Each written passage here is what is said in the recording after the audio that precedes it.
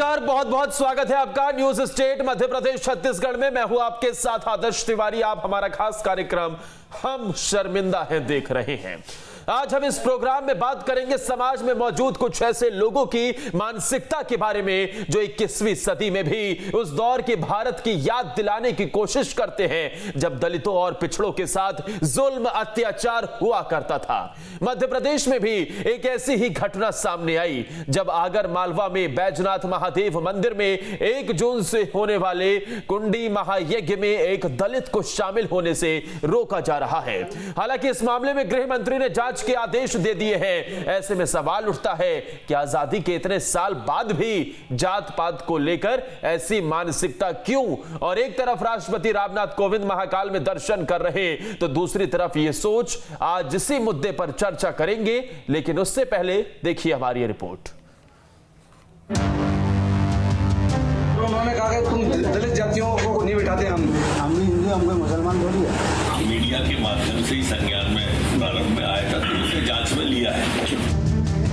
आजादी के 75 साल बाद भी अनुसूचित जाति के लोगों को मंदिरों में प्रवेश से रोके जाने को लेकर अभी भी घटनाएं सामने आती रहती हैं। आगर मालवा में नारायण मालवीय नाम के व्यक्ति को यज्ञ में शामिल नहीं होने दिया जा रहा है। मालवीय और मंदिर के पुजारी के बीच इस मामले में बहस का वीडियो भी सामने आया है। हमने थोड़ी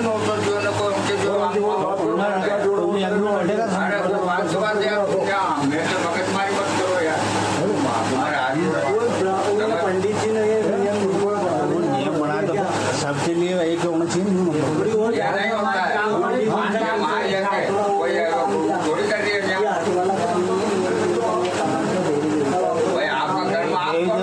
हिंदू का कागज इंडोरा बिटी जाकर बोकट में हिंदू झंडा गाड़ी रहा बना। हम भी हिंदू, हम कोई मुसलमान थोड़ी है। नारायण मालवीय ने इस मामले में कोतवाली में आवेदन भी दिया है। मालवीय का कहना है कि उन्हें दलित बताकर यज्ञ में बैठने के लिए रसीद नहीं काटी जा रही है।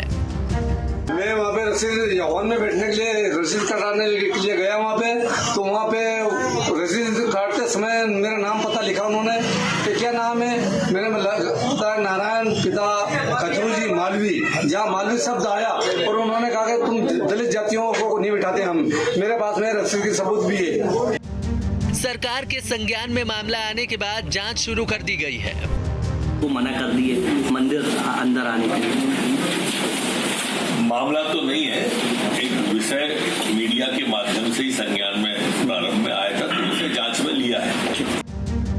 इस घटना को लेकर अब विपक्ष भी सरकार पर हमलावर है। विपक्ष का कहना है कि प्रदेश में अनुसूचित जाति वर्ग के लोगों के साथ जमकर अत्याचार हो रहे हैं। इस घटना को कांग्रेस ने शर्मनाक करार दिया है। प्रदेश में पिछले 4 सालों में SC और ST पर अत्याचार के 33,000 से ज्यादा मामले दर्ज हुए हैं। सरकार के अनेक प्रयासों के बावजूद भी SC वर्ग पर अत्याचार के अनेक मामले लगातार सामने आते हैं, तो वहीं कई इलाकों में छुआछूत भी बरकरार है। देश आज़ादी का अमृत महोत्सव मना रहा है, लेकिन इन 75 सालों में भी हम देश से छुआछूत को समाप्त नहीं कर पाए। ताज़ा मामला आगर मालवा से सामने आया है, जिसमें एक दलित को मंदिर में यज्ञ करने से रोका जा रहा है। वे चाहता है कि रसीद कटाए, पैसे जमा करे और मंदिर में यज्ञ करे, लेकिन पुजारी उसको इसकी अनुमति नहीं दे रहे हैं। गृह विभाग ने इस मामले को संज्ञान में लिया है और इस मामले में जांच शुरू कर दी है। लेकिन अकेला ये मामला नहीं है, ऐसे मामले लगातार सामने आते रहते हैं। पिछले 4 सालों में SC ST पर 33,000 से अधिक अत्याचार के मामले प्रदेश में दर्ज हुए हैं।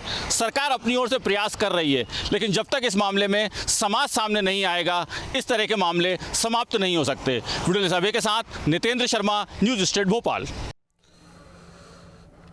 और इसी पर हम चर्चा करेंगे कि आखिर समाज में जिस तरीके की ऐसी मानसिकता वाले लोग हैं, इनका इलाज क्या है, आखिर क्यों इन पर सख्त कार्रवाई नहीं होती है, और साथ ही हमारा संविधान क्या कहता है। क्योंकि जिस तरीके से ये सबको बराबरी का अधिकार दिया गया है, तो ऐसे लोगों के साथ ऐसी मानसिकता के लोगों का इलाज क्या है। चर्चा इसी पर होगी। हमारे साथ तमाम खास मेहमान जुड़ गए हैं। हमारे साथ एडवोकेट अश्वनी दुबे जुड़ गए हैं, जो कि संविधान विशेषज्ञ हैं। हमारे साथ भारतीय जनता पार्टी के स्टेट स्पोक्सपर्सन जुड़ गए हैं, ब्रज गोपाल लोया जो कि प्रदेश के प्रवक्ता हैं, और साथ ही अजीत भदौरिया जो कि कांग्रेस पार्टी की तरफ से अपना पक्ष रखेंगे, प्रदेश प्रवक्ता हैं। बहुत बहुत स्वागत है आप सभी का सर न्यूज स्टेट पर। सबसे पहले शुरुआत सर मैं आपके साथ ही करना चाहूंगा ब्रज गोपाल लोया सर से। सर, जिस तरीके से ये पूरी खबर निकलकर सामने आई है, एक व्यक्ति जो कि एक यज्ञ में शामिल होना चाहता है, लेकिन उसे यज्ञ में ये बात कहकर शामिल नहीं होने दिया जाता कि वो दलित है। समाज में सर भले ही लगातार कदम उठाए जा रहे हो, लेकिन ऐसी घटनाएं आज भी उस वक्त की याद दिलाई जाती हैं जब आज से लगभग 100 साल पहले भारत में स्थिति ऐसी हुआ करती थी। आखिर ऐसे लोगों का इलाज क्या है सर, और क्या कदम उठाए जा रहे हैं सरकार की तरफ से? क्या आपके संज्ञान में आया है मामला सरकार के? नहीं, देखिए, बिल्कुल निश्चित सरकार के संज्ञान में आया है। माननीय गृह मंत्री जी तक ये मामला पहुंचा है और माननीय गृह मंत्री नरोत्तम मिश्रा जी ने इसमें व्यवस्थित जांच कराने के आदेश भी दिए हैं। उन्होंने ये कहा है, 2-3 बातें हैं इसमें। ये दरअसल किस तरह का मामला है ये पूरा खुलासा होगा, किस तरह ये हुआ है, क्योंकि मध्य प्रदेश में जहां तक हम समझते हैं तो इस तरह की कोई इस चीज के लिए अब कोई स्थान समाज में भी नहीं बचा है। सरकार का तो विषय नहीं है, परंतु समाज में भी इस चीज के लिए छुआछूत, जाति पाति, इनके लिए कोई स्थान बचा नहीं है। आपको मालूम है, अभी पिछले हफ्ते ही इस देश के महामहिम राष्ट्रपति महोदय उज्जैन महाकाल दर्शन करने गए थे, विशेष पूजा की। तो ये कोई विषय नहीं है, ये किस तरह से ये हुआ है। वहां जो यज्ञ चल रहा है, जहां तक हमारी जानकारी है, उस जानकारी के अनुसार वो हजारों लाखों दानदाताओं और सभी समाज के, सारे समाज के लोग, वहां सामाजिक समरसता का माहौल है। ऐसा समाज का कोई वर्ग नहीं है जिस वर्ग के लोग उस यज्ञ में अपना दायित्व नहीं निभा रहे हैं, और हर तरह के दायित्व उन्होंने आपस में बांटे हुए हैं। फिर भी अगर इस तरह का कोई मामला आता है तो उसमें क्या हुआ है, उसकी वास्तविकता क्या है, इन सब की तह तक मध्य प्रदेश की सरकार जाएगी और विधि और संविधान सम्मत जो भी निर्णय, जो भी करना होगा हम करेंगे। परंतु आज समाज 21वीं शताब्दी में इन सब बातों के लिए कोई स्थान नहीं बचा है, क्योंकि हम तो शुरू से उस परंपरा के अनुयायी रहे हैं। विश्व गुरु बनने की दिशा में आगे बढ़ रहा है, तभी तो ये सवाल उठता है ना सर, कैसी मानसिकता का इलाज क्या है? अभी भी अगर मध्य प्रदेश के आंकड़ों की बात कर ली जाए लोया साहब, तो मध्य प्रदेश इस लिस्ट में, सूची में बहुत अच्छा नहीं है, 4थे स्थान पर है दलितों के साथ हो रहे अत्याचार के मामले में। हमने देखी है सर कैसी कैसी तस्वीरें निकलकर सामने आती है। 100 पुलिसकर्मियों की मौजूदगी में बारात निकाली जाती है, 7 साल बाद भी किसी दलित को शादी के वहां पर इस तरीके के उसके साथ उत्पीड़न होता है, तो कभी मंदिर जाने से रोक दिया जाता है, कभी यज्ञ में शामिल नहीं होने दिया जाता है। सरकार इस दिशा में क्या और सख्त कदम उठाए जाने चाहिए? क्या इन आंकड़ों में सुधार नहीं होना चाहिए? किसी के साथ भी, दलित के साथ अत्याचार गलत है, लेकिन मध्य प्रदेश में जो आंकड़े हैं ये भी सर चिंताजनक है, चिंता का विषय है इसमें भी।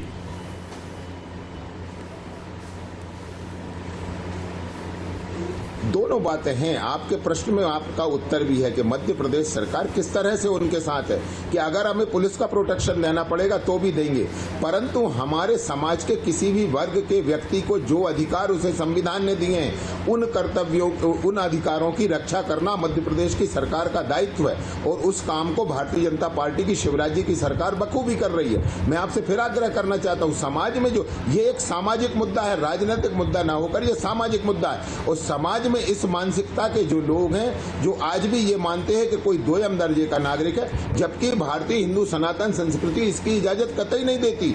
आप देखिए ना, हम तो संत रविदास के वंशज हैं, हम कबीर के वंशज हैं, हमारे लिए इसमें कोई स्थान नहीं है। इसीलिए मैंने कहा था, मेरी बात आधी रह गई थी, कि जाति ना पूछिए साध की, पूछ लीजिए ज्ञान, मोल करो तलवार का धरी रहन दो म्यान। जाति का साहब सवाल इस बात का नहीं है कि वहां पर 100 पुलिसकर्मियों की मौजूदगी में एक बारात निकाली जाती है, सवाल इस बात का है कि 100 पुलिसकर्मियों की जरूरत ही क्यों पड़ती है आज के समाज में? और अब मैं आगे आता हूं आपके पास। अश्वनी दुबे भी जुड़े हुए हैं हमारे साथ, संविधान विशेषज्ञ हैं, फिर मैं कांग्रेस पार्टी के प्रवक्ता के पास भी जाऊंगा।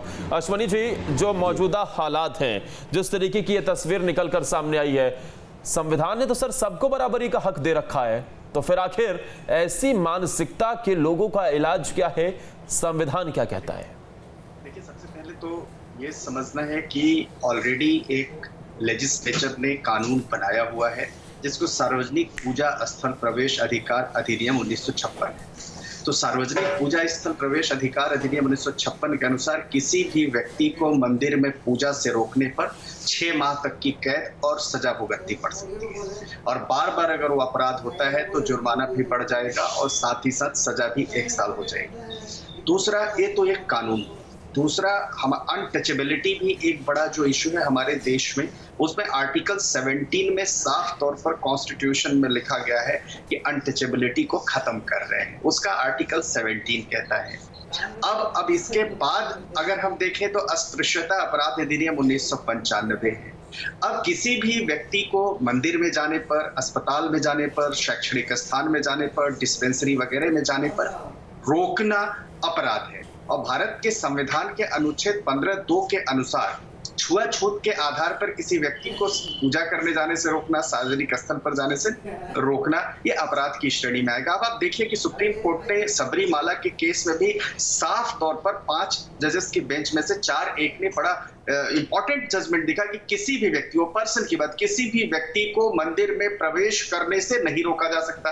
ना तो वेद ऐसी बात करते हैं, ना पुराण ऐसी बात करते हैं, ना धार्मिक ग्रंथ ऐसी बात करते हैं। तो अब क्यों इस तरह की व्यवस्था है, और जब कानून भी है, तो मैं समझता हूं कि ये लॉ एंड ऑर्डर का इशू है और पुलिस को इस पर एक्शन लेना चाहिए। जिन लोगों ने अगर ऐसा कृत्य किया है तो अपराधी ठीक है, जो सवाल ठीक है, जो सवाल आपने उठाया उसी का जवाब मैं लोहिया साहब से लूंगा। लोहिया साहब, ये तो लॉ एंड ऑर्डर की स्थिति है, संविधान ने तो सबको बराबरी का अधिकार दे रखा है।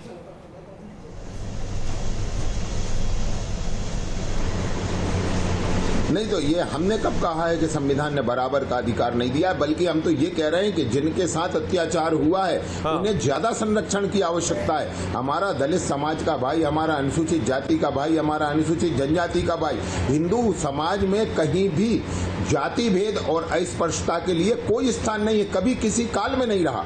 ये जिन कालों में इसे पैदा किया गया, हम तो उनको दूर करने का प्रयत्न कर रहे हैं, और ये जो हमारा विचार परिवार है वो सारा इसके लिए संकल्पित है और हम उसके लिए काम कर रहे हैं। ठीक है। इसके बावजूद भी किन लोगों ने कुछ किया है, तो निश्चित देखिए मध्य प्रदेश की सरकार का माननीय नरोत्तम मिश्रा जी ने ये कहा है कि हम इसकी व्यवस्थित जांच करवा रहे हैं और जो दोषी निकलेगा तब उस पर आगे बात करेंगे। तो अभी जो मध्य प्रदेश की सरकार है वो संवैधानिक अधिकारों का संरक्षण करने के लिए प्रत्येक नागरिक के अधिकारों का संरक्षण। ठीक है, मैं आता हूं लोहिया साहब आपसे। अजीत जी से ओपनिंग रिएक्शन ले लेता हूं मैं। अजीत जी, जो ये पूरा मामला निकलकर सामने आया, क्या कहेंगे सर?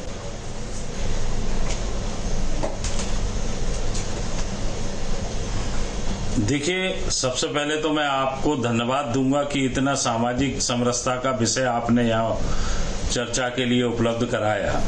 आप देखिए, जैसे अभी आदरणीय हमारे विधि विशेषज्ञ ने बताया कि 1956 में कानून बन चुका है, जब कांग्रेस की सरकारें थी। अब उस कानून का क्रियान्वयन करने की जिम्मेदारी मध्य प्रदेश में कम से कम भारतीय जनता पार्टी की है, जहां 18 साल से लगातार भारतीय जनता पार्टी की सरकार है और एक व्यक्ति मुख्यमंत्री के पद पे।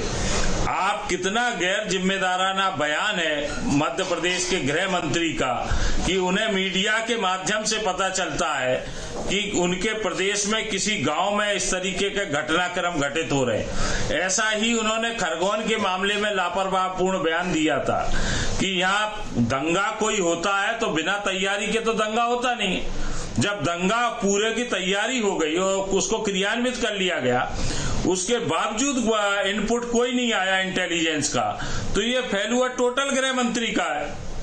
आप देखिए, छतरपुर का घटनाक्रम हो, आप टीकमगढ़ का घटनाक्रम हो, दूल्हे को, दलित दूल्हों को बारात पे घोड़ी पे बैठ के नहीं जाने दिया जाता, शादी ब्याह नहीं करने दिए जाते, किसी उच्च जाति के व्यक्ति के विरुद्ध अगर कोई बात करते मध्य प्रदेश के अंदर तो उसके बाल मुंडन करा दिए जाते। तो ये लगातार सामाजिक जो भेदभाव की नीति अपना रखी है भारतीय जनता पार्टी ने, ये स्पष्ट है कि भारतीय जनता पार्टी ना तो सबको सामाजिक रूप से एक देखना चाहती है, ना धार्मिक रूप से एक देखना चाहती है। वो सामाजिक रूप से बैर फैलाकर और धार्मिक रूप से बैर फैलाकर सिर्फ और सिर्फ भारतीय जनता पार्टी नहीं देखना चाहती है के अलावा दूसरा काम नहीं।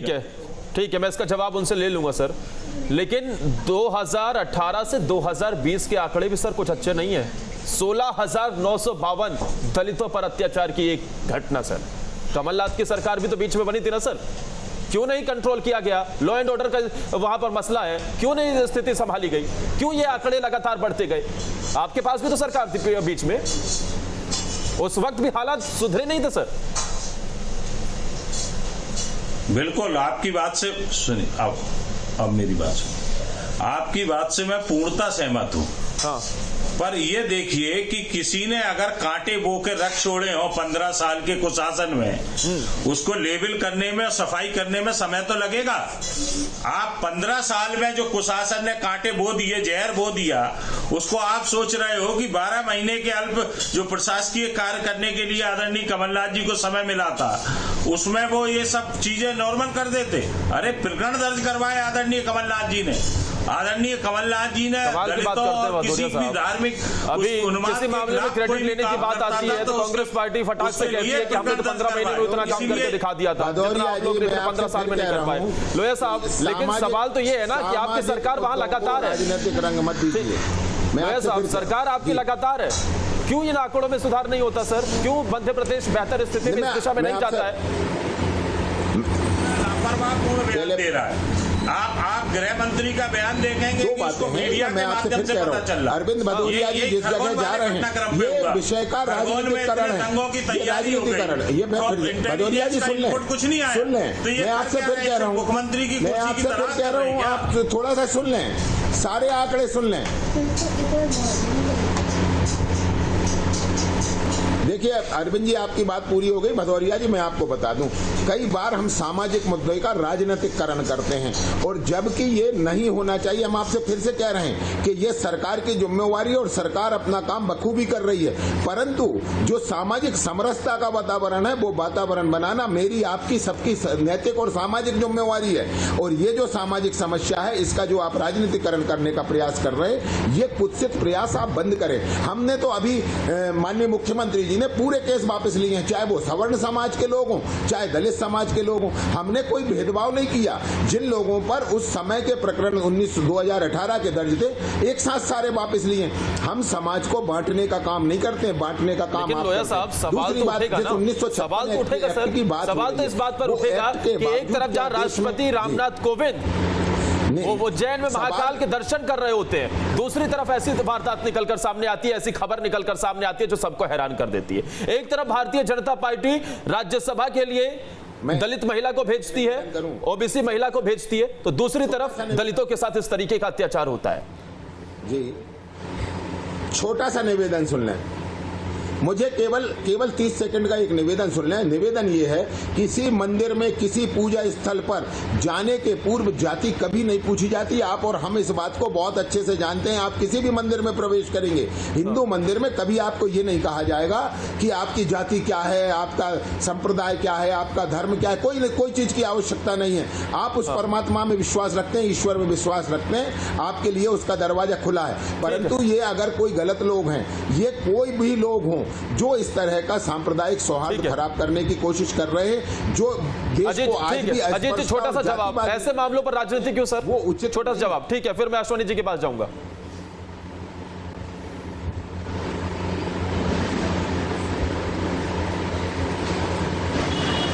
जैसे ही रसीद कटवाई, उसके आगे मालवी शब्द सुना, उसको वापस कर दिया। पहली चीज, रसीद कटवा रहे थे वो दान देने के लिए। दूसरी चीज, अगर मध्य प्रदेश सरकार, भारतीय जनता पार्टी की सरकार सबके साथ निष्पक्षता से कार्रवाई करती, तो आज प्रदेश में ये लॉ एंड ऑर्डर बिगड़ने की स्थितियां ना निर्मित होती। भारतीय जनता पार्टी की महिला नेत्री का पति एक जैन समाज के वृद्ध को पीट कर मार डालता है, और उसके घर पे जेसीबी जाती है और पता चलता है उसका घर उसके बाप के नाम है, और दूसरे लोगों के घरों के कागजों की जांच नहीं की जाती, क्योंकि वो भारतीय जनता पार्टी की महिला नेत्री का पति है।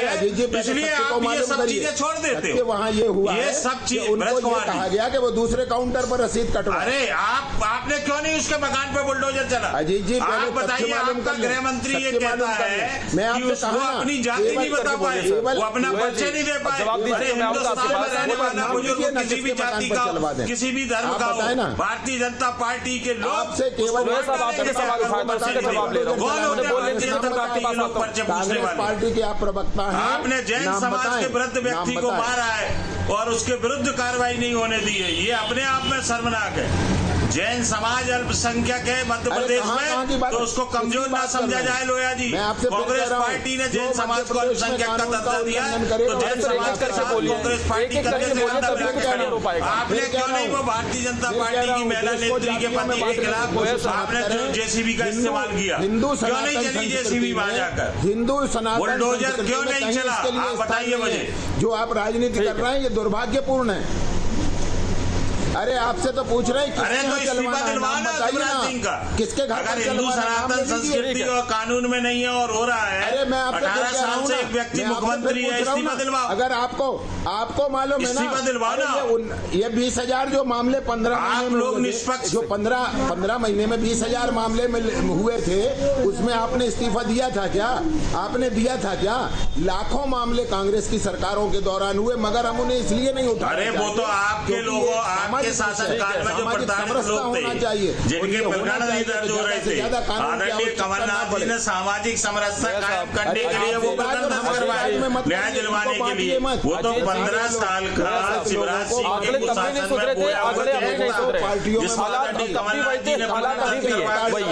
दलितों के साथ, पिछड़ों के साथ अभी भी अत्याचार हो रहा है, उस वक्त भी अत्याचार हो रहा था। इसीलिए तो सवाल उठता है ना कि आखिर ये स्थिति क्यों पैदा हो रही है। अश्विनी जी, आखिर ऐसी मानसिकता का इलाज क्या है? कानून में क्या प्रावधान है? किस तरीके की कार्रवाई इन पर अमल में लाई जा सकती है जब एक व्यक्ति को महायज्ञ में शामिल होने से इसलिए मना कर दिया जाता है क्योंकि वो दलित है? देखिए, तुरंत इस पर एफआईआर दर्ज होना बहुत जरूरी है। और एफआईआर दर्ज होने के बाद जो परपेट्रेटर्स ऑफ क्राइम है उनको, उनके अगेंस्ट जो लॉफुल एक्शन है वो होगा। और जब तक लॉफुल एक्शन नहीं होगा तब तक ये मैसेज नहीं जाएगा। दूसरी बात ये है कि किसी भी व्यक्ति की गरिमा और उसके अस्तित्व पर प्रहार नहीं किया जा सकता, खास तौर से ये कह के मंदिर में प्रवेश करने से रोकने को लेकर के। आप देखिए कि सुप्रीम कोर्ट ने, बॉम्बे हाईकोर्ट ने जब शिंगणापुर शनि मंदिर की जो एक प्रथा थी, जिसके अनुसार किसी भी व्यक्ति को 400 साल पुरानी प्रथा थी महाराष्ट्र नासिक में, तो हाईकोर्ट ने कहा कि आप इवन महिला को प्रवेश करने से नहीं रोक सकते। बहुत लोगों ने कोशिश किया, मंदिर के पुजारियों, ग्रामीणों, महिलाओं को मंदिर सजाने से, सुप्रीम हाईकोर्ट ने कहा नहीं, आप ऐसा नहीं कर सकते हैं, आप किसी भी व्यक्ति को पूजा करने से नहीं रोक सकते हैं। तो इस भेदभाव का कोई औचित्य नहीं है जब हमारे देश में एक संविधान है। दूसरा, अगर संविधान के बाद हिंदू स्क्रिप्चर्स की भी बात करते हैं, हिंदू पुराण की भी बात करते हैं, तो वहां भी कहीं पर अनटचेबिलिटी या कोई व्यक्ति अगर शूद्र है, कोई व्यक्ति दलित है, तो उसको मंदिर में प्रवेश नहीं करनी है, कहीं पर नहीं है।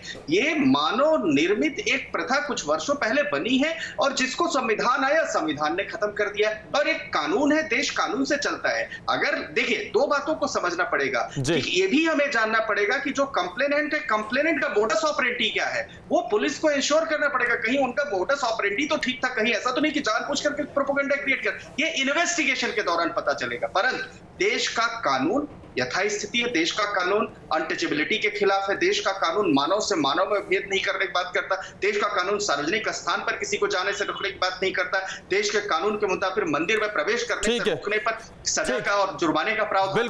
बिल्कुल अश्विनी जी, आपने बहुत महत्वपूर्ण जानकारी दी है, लेकिन अब मेरे पास वक्त भी कम है और हमारे साथ महामंडलेश्वर संतोषानंद सरस्वती महाराज भी जुड़ गए हैं। संतोषानंद सरस्वती जी, बहुत बहुत स्वागत है आपका न्यूज स्टेट पर। सर, बहुत देरी से आप जुड़े। एक छोटा सा सवाल, क्या इस तरीके से महायज्ञ में यह कहने से रोका जा सकता है कि वो दलित व्यक्ति है? देखिए, महायज्ञ सबके लिए होता है, सबके कल्याण के लिए होता है। हाँ। और दलित शब्द जो है वो किस वर्ग, जाति, किसके लिए दिया गया है, इसकी परिभाषा सरकार और कोर्ट जानती है।